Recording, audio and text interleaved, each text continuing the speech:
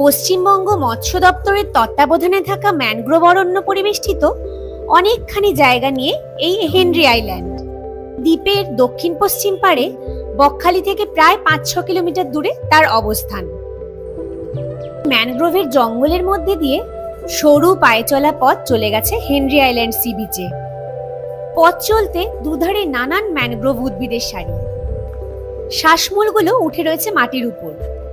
আমরা এখন চলে এসেছি হেনরি আইল্যান্ডে। এই পথটা চলে গেছে সোজা সি বিচের দিকে।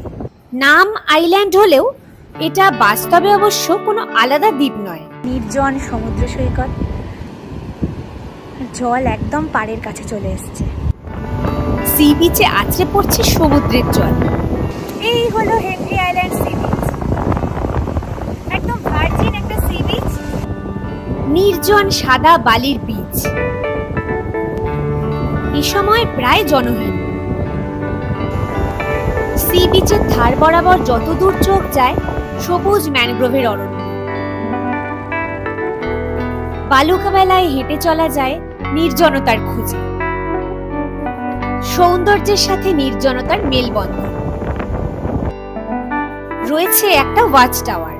এখন আমরা উঠে এসেছি এই হেনরি আইল্যান্ডের ওয়াচ টাওয়ারটার মাথায়। এখান থেকে একটা দারুণ ভিউ, যেন ম্যানগ্রোভ ভ্যালি। আর তা পেরিয়ে দূরে দেখা যায় সমুদ্রের রেখা, একপাশে মাছ চাষের ভেড়ি। এখানে রয়েছে ফিশারিজের টুরিস্ট লজ সুন্দরী ট্যুরিজম কমপ্লেক্স।